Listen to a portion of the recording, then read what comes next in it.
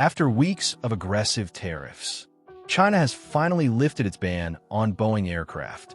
This move follows a major trade truce between the US and China, slashing steep tariffs on both sides. The US drops import duties from 145% to 30%, while China lowers its tariffs from 125% to just 10%. With the green light on, Boeing can now resume deliveries of about 50 jets to Chinese airlines. This is huge. China is expected to make up 20% of global aircraft demand over the next 2 decades. Follow for more quick updates.